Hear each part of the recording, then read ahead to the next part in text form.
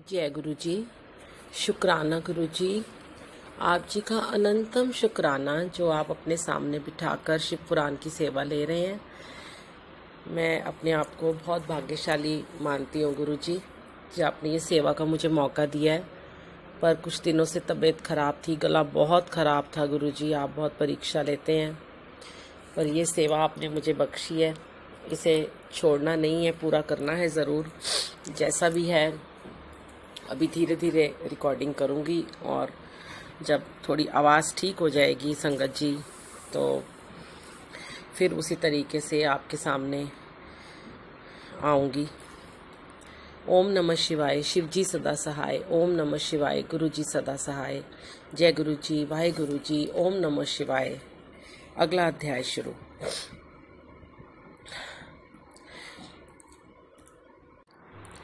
बाणासुर की तपस्या और उसे शिव द्वारा वर प्राप्ति, शिव का गणों और पुत्रों सहित उसके नगर में निवास करना, बाणपुत्री उषा का रात के समय स्वप्न में अनिरुद्ध के साथ मिलन, चित्रलेखा द्वारा अनिरुद्ध का द्वारका से अपहरण, बाण का अनिरुद्ध को नागपाश में बांधना, दुर्गा के स्तवन से अनिरुद्ध का बंधन मुक्त होना, नारद द्वारा समाचार पाकर श्री कृष्ण की शोणितपुर पर चढ़ाई, शिव के साथ उनका घोर युद्ध, शिव की आज्ञा से श्री कृष्ण का उन्हें जृंभणा अस्त्र से मोहित करके बाण की सेना का संहार करना। व्यास जी बोले, सर्वज्ञ सनत कुमार जी, आपने अनुग्रह करके प्रेम पूर्वक ऐसी अद्भुत और सुंदर कथा सुनाई है जो शंकर की कृपा से ओतप्रोत है। अब मुझे शशि मौली के उस उत्तम चरित्र के श्रवण करने की इच्छा है जिसमें उन्होंने प्रसन्न होकर बाणासुर को गणाध्यक्ष पद प्रदान किया था।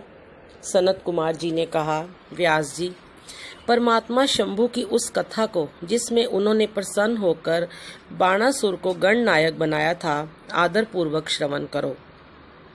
इसी प्रसंग में महाप्रभु शंकर का वह सुंदर चरित्र भी आएगा जिसमें उन्होंने बाणासुर पर अनुग्रह करके श्री कृष्ण के साथ संग्राम किया था।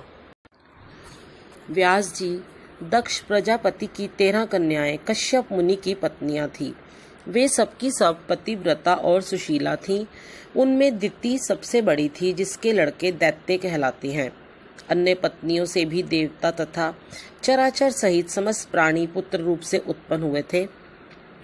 ज्येष्ठ पत्नी दिति के गर्भ से सर्वप्रथम 2 महाबली पुत्र पैदा हुए। उनमें हिरण्यकश्यप ज्येष्ठ था और उसके छोटे भाई का नाम हिरण्याक्ष था। हिरण्यकश्यप के 4 पुत्र हुए। उन दैत्य श्रेष्ठों का क्रमशः हाद, अनुराध, संघाद और प्रहलाद नाम था। उनमें प्रहलाद जितेंद्रिय तथा महान विष्णु भक्त हुए। उनका नाश करने के लिए कोई भी दैत्य समर्थ न हो सका। प्रहलाद का पुत्र विरोचन हुआ। वह दानियों में सर्वश्रेष्ठ था। उसने विप्र रूप से याचना करने वाले इंद्र को अपना सिर ही दे डाला था। उसका पुत्र बलि हुआ। यह महादानी और शिव भक्त था। इसने वामन रूपधारी विष्णु को सारी पृथ्वी दान कर दी थी। बलि का औरस पुत्र बाण हुआ। वह शिव भक्त, मानी, उदार, बुद्धिमान, सत्य प्रतिज्ञ और सहस्त्रों का दान करने वाला था। उस असुर राज ने पूर्व काल में त्रिलोकी को तथा त्रिलोक अधिपतियों को बलपूर्वक जीतकर शोणितपुर में अपनी राजधानी बनाया और वहीं रहकर राज्य करने लगा। उस समय देवगण शंकर की कृपा से उस शिव भक्त बाणासुर के किंकर के समान हो गए थे। उसके राज्य में देवताओं के अतिरिक्त और कोई प्रजा दुखी नहीं थी। शत्रु धर्म का बर्ताव करने वाले देवता शत्रुतावशी कष्ट झेल रहे थे। एक समय वह महासुर अपनी सहस्त्रों भुजाओं से ताली बजाता हुआ तांडव नृत्य करके महेश्वर शिव को प्रसन्न करने की चेष्टा करने लगा।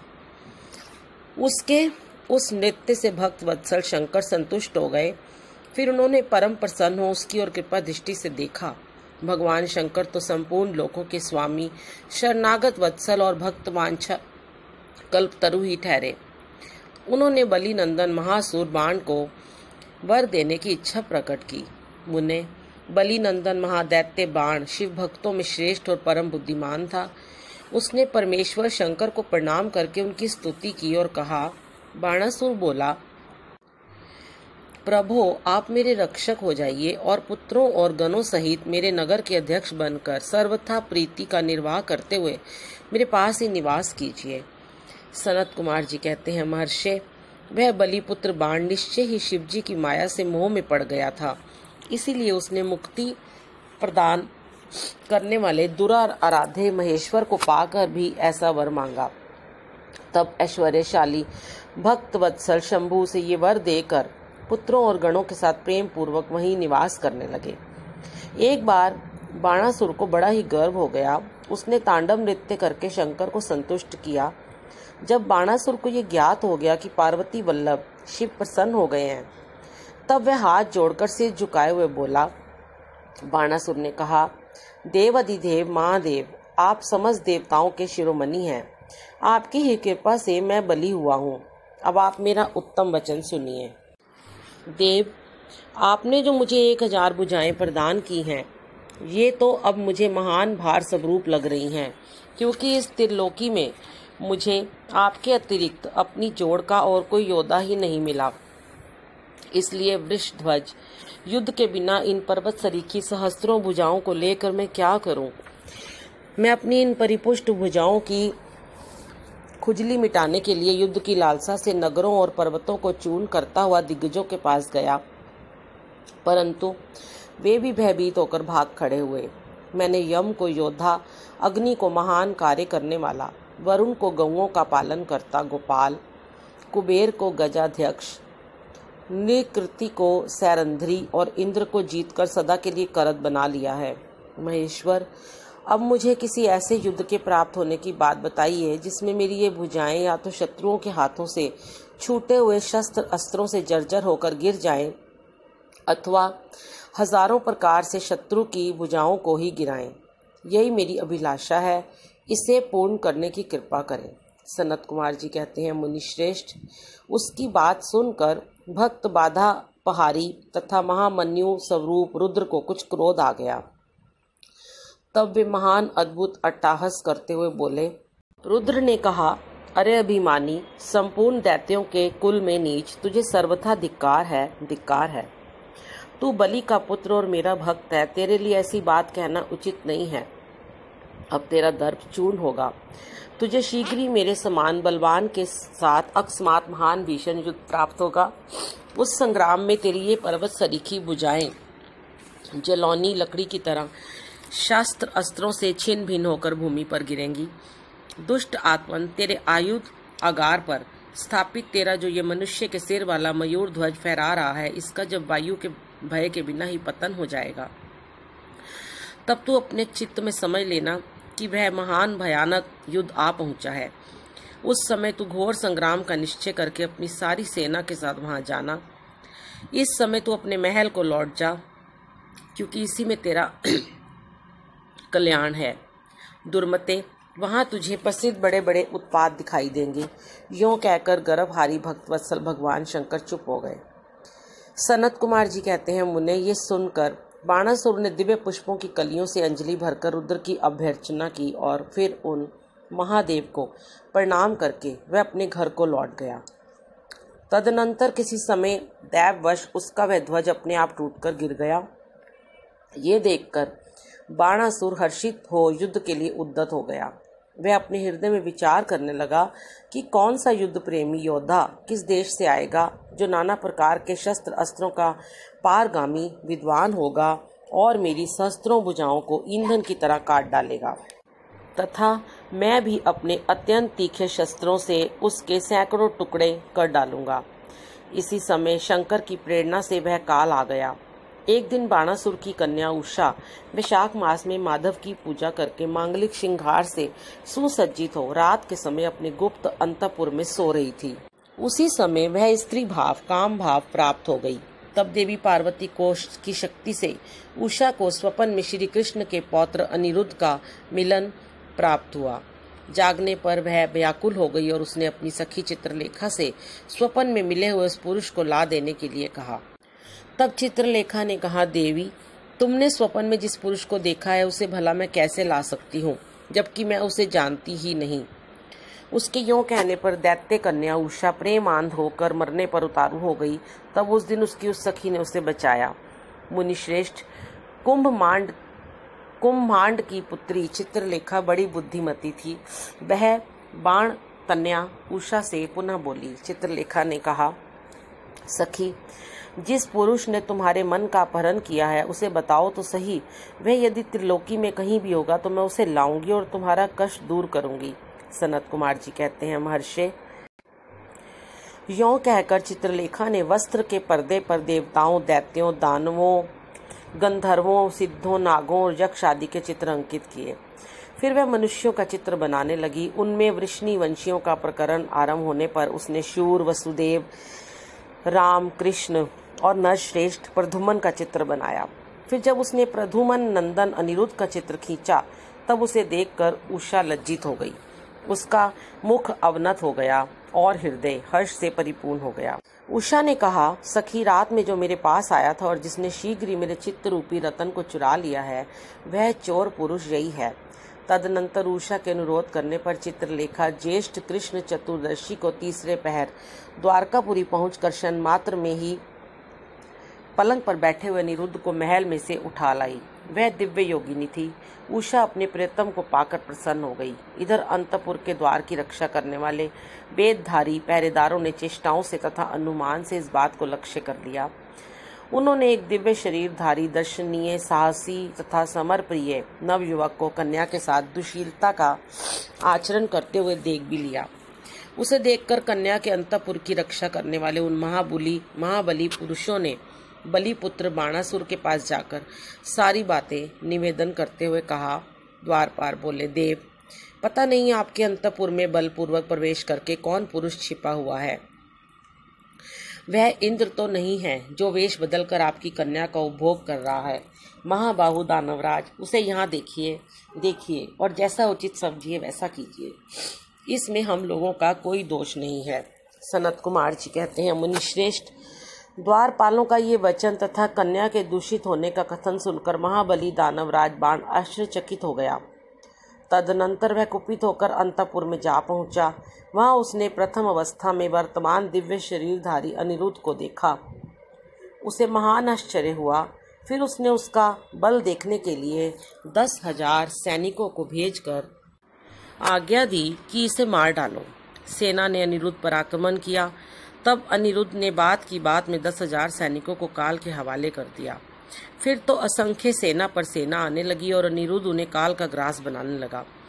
तदनंतर उन्होंने बाणासुर का वध करने के लिए एक शक्ति हाथ में ली जो काल अग्नि के समान भयंकर थी।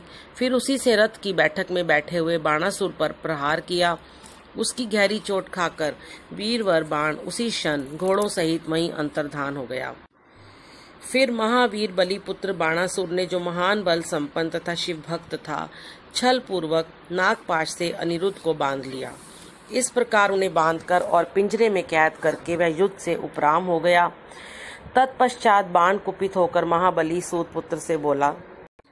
बाणासुर ने कहा, सूतपुत्र, घास फूस से ढके हुए अगाध कुएं में ढकेल कर इस पापी को मार डाल। अधिक क्या कहूँ, इसे सर्वथा मार ही डालना चाहिए। सनत कुमार जी कहते हैं, मुने, उसकी ये बात सुनकर उत्तम मंत्रियों में श्रेष्ठ धर्म बुद्धि निशाचर कुंभांड ने बाणासुर से कहा। कुंभांड बोला, देव, थोड़ा विचार तो कीजिए। मेरी समझ से तो ये कर्म करना उचित नहीं प्रतीत होता, क्योंकि इसके मारे जाने पर अपना आत्मा ही आहत हो जाएगा। पराक्रम में तो यह विष्णु के समान दिख रहा है। जान पड़ता है आप पर कुपित होकर चंद्रचूड़ ने अपने उत्तम तेज से इसे बढ़ा दिया है। साहस में यह शशि मौलिक की समानता कर रहा है, क्योंकि इस अवस्था को पहुंच जाने पर भी यह पुरुषार्थ पर ही डटा हुआ है। ये ऐसा बली है कि यद्यपि नाग इसे बलपूर्वक डस रहे हैं, तथापि ये हम लोगों को तृणवती समझ रहा है। सनत कुमार जी कहते हैं, व्यास जी, दानव कुंभांड राजनीति के ज्ञाताओं में श्रेष्ठ था। वे बाण से ऐसा कहकर फिर अनिरुद्ध से कहने लगा। कुंभांड ने कहा, नराधम, अब तू वीरवर दैत्यराज की स्तुति कर और दीन वाणी से मैं हार गया यूं बारंबार कहकर उन्हें हाथ जोड़कर नमस्कार कर। ऐसा करने पर ही तू मुक्त हो सकता है, अन्यथा तुझे बंधन आदि का कष्ट भोगना पड़ेगा। उसकी बात सुनकर अनिरुद्ध उत्तर देते हुए बोले। अनिरुद्ध ने कहा, दुराचारी निशाचर, तुझे क्षत्रिय धर्म का ज्ञान नहीं है। अरे शूरवीर के लिए दीनता दिखाना और युद्ध से मुख मोड़कर भागना मरण से भी बढ़कर कष्टदायक होता है। मेरे विचार से तो विरुद्ध आचरण कांटे की तरह चुभने वाला होता है। वीरमानी क्षत्रिय के लिए रणभूमि में सदा सम्मुख लड़ते हुए मरना ही श्रेयस्कर है। भूमि पर पड़कर हाथ जोड़े हुए दीन की तरह मरना कदापि नहीं। सनत कुमार जी बोले, मुने, इस प्रकार अनिरुद्ध ने बहुत सी वीरता की बातें कहीं, जिन्हें सुनकर बाणासुर को महान विस्मय हुआ और उसे क्रोध भी आया। उसी समय समस्त वीरों के, अनिरुद्ध के और मंत्री कुम्भांड के सुनते सुनते बाणासुर के आश्वासनार्थ आकाशवाणी हुई। आकाशवाणी ने कहा, महाबली बाण, तुम बलि के पुत्र हो, अतः थोड़ा विचार तो करो। परम बुद्धिमान शिव भक्त, तुम्हारे लिए क्रोध करना उचित नहीं है। शिव समस्त प्राणियों के ईश्वर, कर्मों के साक्षी और परमेश्वर हैं। यह सारा चराचर जगत उन्हीं के अधीन है। वे ही सदा रजोगुण, सत्वगुण और तमोगुण का आश्रय लेकर ब्रह्मा, विष्णु और रुद्र रूप से लोकों की सृष्टि, भरण पोषण और संहार करते हैं। वे सर्वन अंतर्यामी, सर्वेश्वर, सबके प्रेरक, सर्वश्रेष्ठ, विकार रहित, अविनाशी, नित्य और मायाधीश होने पर भी निर्गुण है। बलि के श्रेष्ठ पुत्र, उनकी इच्छा से निर्बल को भी बलवान समझना चाहिए। महामते, मन में यो विचार कर स्वस्थ हो जाओ। नाना प्रकार की लीलाओं के रचने में निपुण भक्तवत्सल भगवान शंकर गर्व को मिटा देने वाले हैं। वे इस समय तुम्हारे गर्व को चूर कर देंगे। सनत कुमार जी कहते हैं, महामुने, इतना कहकर आकाशवाणी बंद हो गई। तब उसके वचन को मानकर बाणासुर ने अनिरुद्ध का वध करने का विचार छोड़ दिया। तदनंतर विषैले नागों के पाश से बंधे हुए अनिरुद्ध उसी क्षण दुर्गा का स्मरण करने लगे। अनिरुद्ध ने कहा, शरणागत वत्सले, आप यश प्रदान करने वाली हैं। आपका रोष बड़ा उग्र होता है। देवी, मैं नागपाश से बंधा हुआ हूँ और नागों की विष ज्वाला से संतप्त हो रहा हूँ। अतः शीघ्र पधारिए और मेरी रक्षा कीजिए। सनत कुमार जी कहते हैं, मुनीश्वर, जब अनिरुद्ध ने पिसे हुए काले कोयले के समान कृष्ण वर्ण वाली काली को इस प्रकार संतुष्ट किया, तब ज्येष्ठ कृष्ण चतुर्दशी की महारात्रि में वहां प्रकट हुई। उन्होंने उन सर्प रूपी भयानक बाणों को भस्मसात करके अपने बलिष्ठ मुक्कों के आघात से उस नाग पंजर को विदीन कर दिया। इस प्रकार दुर्गा ने अनिरुद्ध को बंधन मुक्त करके उन्हें पुनः अंतःपुर में पहुंचा दिया और स्वयं वही अंतर्धान हो गई। इस प्रकार शिव की शक्ति स्वरूपा देवी की कृपा से अनिरुद्ध कष्ट से छूट गए। उनकी सारी व्यथा मिट गई और वे सुखी हो गए। तदनंतर प्रद्युम्न नंदन अनिरुद्ध शिव शक्ति के प्रताप से विजयी हो अपनी प्रिया बाण तन्या को पाकर परम हर्षित हुए और अपनी प्रियतमा उस उषा के साथ सुखपूर्वक विहार करने लगे। इधर पौत्र अनिरुद्ध के अदृश्य हो जाने तथा नारद जी के मुख से उसके बाणासुर के द्वारा नागपाश से बांधे जाने का समाचार सुनकर 12 अक्षौहिणी सेना के साथ प्रद्युम्न आदि वीरों के साथ ले भगवान श्री कृष्ण ने शोणितपुर पर चढ़ाई कर दी। उधर भगवान श्री रुद्र भी अपने भक्त के पक्ष में सज धज कर आ डटे। फिर तो श्री कृष्ण और श्री शिव का बड़ा भयानक युद्ध हुआ। दोनों ओर से ज्वर छोड़े गए। अंत में श्री कृष्ण ने स्वयं श्री रुद्र के पास आकर उनका स्तमन करके कहा, सर्वव्यापी शंकर, आप गुणों से निर्लिप्त होकर भी गुणों से ही गुणों को प्रकाशित करते हैं। गिरिशाई भूमन, आप स्वप्रकाश हैं, जिनकी बुद्धि आपकी माया से मोहित हो गई है। वे स्त्री पुत्र ग्रह आदि विषयों में आसक्त होकर दुख सागर में डूबते उतराते हैं।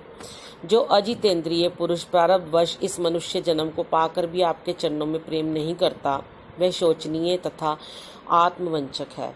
भगवान, आप गर्भहारी हैं। आपने ही तो इस गर्वीले बाण को शाप दिया था, अतः आपकी आज्ञा से मैं बाणासुर की भुजाओं का छेदन करने के लिए यहाँ आया हूँ। इसलिए महादेव, आप इस युद्ध से निवृत्त हो जाइए। प्रभु, मुझे बाण की भुजाओं को काटने के लिए आज्ञा प्रदान कीजिए, जिससे आपका शाप व्यर्थ ना हो। महेश्वर ने कहा, तात, आपने ठीक ही कहा है कि श्री कृष्ण द्वारा बाण की भुजाओं का काटा जाना, सिर काटने के लिए उद्यत हुए श्री कृष्ण को शिव का रोकना और उन्हें समझाना, श्री कृष्ण का परिवार समेत द्वारका को लौट जाना बाण का तांडव नृत्य द्वारा शिव को प्रसन्न करना, शिव द्वारा उसे अन्य अन्य वरदानों के साथ महाकालत्व की प्राप्ति। सनत कुमार जी कहते हैं, महाप्राज्ञ व्यास जी, लोक लीला का अनुसरण करने वाले श्री कृष्ण और शंकर की उस परम अद्भुत कथा को श्रवण करो। तात, जब भगवान रुद्र लीलावश पुत्रों तथा गणों सहित सो गए, तब दैत्यराज बाण श्री कृष्ण के साथ युद्ध करने के लिए प्रस्थित हुआ। उस समय कुंभांड उसके अश्वों की बागडोर संभाले हुए था और वह नाना प्रकार के शस्त्र अस्त्रों से सुसज्जित था। फिर वह महाबली बलिपुत्र भीषण युद्ध करने लगा। इस प्रकार उन दोनों में चिरकाल तक बड़ा घोर संग्राम होता रहा, क्योंकि विष्णु के अवतार श्री कृष्ण शिव रूप ही थे और उधर बलवान बाणासुर उत्तम शिव भक्त था। मुनीश्वर तदनंतर वीरवान श्री कृष्ण, जिन्हें शिव की आज्ञा से बल प्राप्त हो चुका था, चिरकाल तक बाण के साथ युद्ध करके अत्यंत कुपित हो उठे। तब शत्रु वीरों का संहार करने वाले भगवान श्री कृष्ण ने शंभु के आदेश से शीघ्र ही सुदर्शन चक्र द्वारा बाण की बहुत सी भुजाओं को काट डाला। अंत में उसकी अत्यंत सुंदर 4 भुजाएं ही अवशेष रह गईं और शंकर की कृपा से शीघ्र ही उसकी व्यथा भी मिट गई। जब बाण की स्मृति लुप्त हो गई और वीर भाव को प्राप्त हुए श्री कृष्ण उसका सिर काट लेने के लिए उद्यत हुए, तब शंकर जी मोह निद्रा को त्याग कर उठ खड़े हुए और बोले। रुद्र ने कहा, देवकी नंदन, आप तो सदा से मेरी आज्ञा का पालन करते आए हैं। भगवान, मैंने पहले आपको जिस काम के लिए आज्ञा दी थी वह तो आपने पूरा कर दिया। अब बाण का शिर छेदन मत कीजिए और सुदर्शन चक्र को लौटा लीजिए। मेरी आज्ञा से ये चक्र सदा मेरे भक्तों पर अमोघ रहा है। गोविंद, मैंने पहले ही आपको युद्ध में अनिवार्य चक्र और जय प्रदान की थी। अब आप इस युद्ध से निवृत्त हो जाइए। लक्ष्मीश, पूर्व काल में भी तो आपने मेरी आज्ञा के बिना दधीच, वीरवर, रावण और तारकाश आदि के पुरों पर चक्र का प्रयोग नहीं किया था। जनार्दन, आप तो योगीश्वर साक्षात परमात्मा और संपूर्ण प्राणियों के हित में रत रहने वाले हैं। आप स्वयं ही अपने मन में विचार कीजिए। मैंने इसे वर दे रखा है कि तुझे मृत्यु का भय नहीं होगा। मेरा ये वचन सदा सत्य होना चाहिए। मैं आप पर परम प्रसन्न हूँ। हरे, बहुत दिन पूर्व ये गर्व से भरकर उन्मत्त हो उठा और अपने आप को भूल गया था। तब अपनी भुजाएं खुजलाता हुआ ये मेरे पास पहुंचा और बोला, मेरे साथ युद्ध कीजिए। तब मैंने इसे शाप देते हुए कहा, थोड़े ही समय में तेरी भुजाओं का छेदन करने वाला आएगा, तब तेरा सारा गर्व गल जाएगा। बाण की ओर देखकर कहा, मेरी ही आज्ञा से तेरी भुजाओं को काटने वाले ये श्री हरि आए हैं। फिर श्री कृष्ण से अब आप युद्ध बंद कर दीजिए और वर वधु को साथ ले अपने घर को लौट जाइए। यूं कहकर महेश्वर ने उन दोनों में मित्रता करा दी और उनकी आज्ञा ले वे पुत्रों और गणों के साथ अपने निवास स्थान को चले गए। सनत कुमार जी कहते हैं, मुने, शंभु का कथन सुनकर अक्षत शरीर वाले श्री कृष्ण ने सुदर्शन को लौटा लिया और विजय श्री से सुशोभित हो वे बाणासुर के अंतपुर में पधारे। वहां उन्होंने उषा सहित अनिरुद्ध को आश्वासन दिया और बाण द्वारा दिए गए अनेक प्रकार के रत्न समूहों को ग्रहण किया। उषा की सखी परम योगिनी चित्रलेखा को पाकर तो श्री कृष्ण को महान हर्ष हुआ।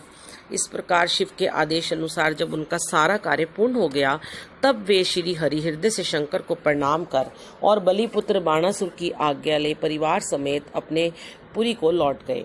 द्वारका में पहुंचकर उन्होंने गरुड़ को विदा कर दिया और फिर हर्षपूर्वक मित्रों से मिले और स्वेच्छा अनुसार आचरण करने लगे।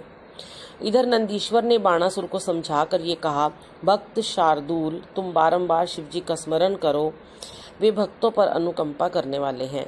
अतः उन आदि गुरु शंकर में मन समाहित करके नित्य उनका महोत्सव करो।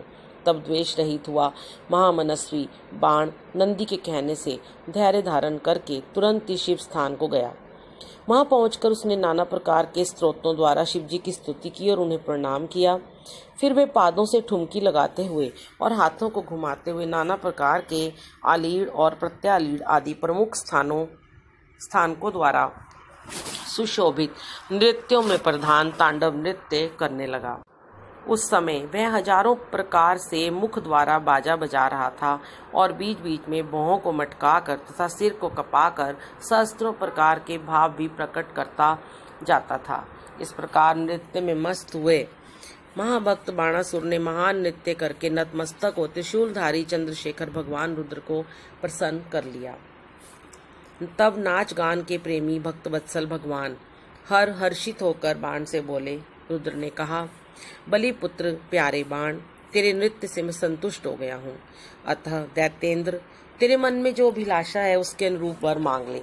सनत कुमार जी कहते हैं, मुने, शंभु की बात सुनकर दैत्यराज बाण ने इस प्रकार वर मांगा, मेरे घाव भर जाएं, बाहु युद्ध की क्षमता बनी रहे, मुझे अक्षय गण नायक तत्व प्राप्त हो, शोणितपुर में उषा पुत्र अर्थात मेरे दौहित्र का राज्य हो, देवताओं से तथा विशेष करके विष्णु से मेरा वैर भाव मिट जाए, मुझ में रजोगुण और तमोगुण से युक्त दूषित दैत्य भाव का पुनः उदय ना हो, मुझ में सदा निर्विकार शंभु शक्ति बनी रहे और शिव भक्तों पर मेरा स्नेह और समस्त प्राणियों पर दया भाव रहे। यों शंभु से वरदान मांगकर बलिपुत्र महासुर बाण अंजलि बांधे रुद्र की स्तुति करने लगा। उस समय उसके नेत्रों में प्रेम के आंसू छलक आए थे। तदनंतर जिसके सारे अंग प्रेम से प्रफुल्लित हो उठे थे, वह बलि नंदन बाणासुर महेश्वर को प्रणाम करके मौन हो गया। अपने भक्त बाण की प्रार्थना सुनकर भगवान शंकर, तुझे सब कुछ प्राप्त हो जाएगा, यूं कहकर भी अंतर्धान हो गए। तब शंभु की कृपा से महाकाल तत्व को प्राप्त हुआ रुद्र का अनुचर बाण परमानंद में निमग्न हो गया। व्यास जी, इस प्रकार मैंने संपूर्ण भुवनों में नित्य क्रीड़ा करने वाले समस्त गुरुजनों के भी सदगुरु शूलपाणी भगवान शंकर का बाण अभिषेक बाण विषयक चरित्र जो परमोत्तम है, कर्ण प्रिय मधुर वचनों द्वारा तुमसे वर्णन कर दिया। यह अध्याय समाप्त।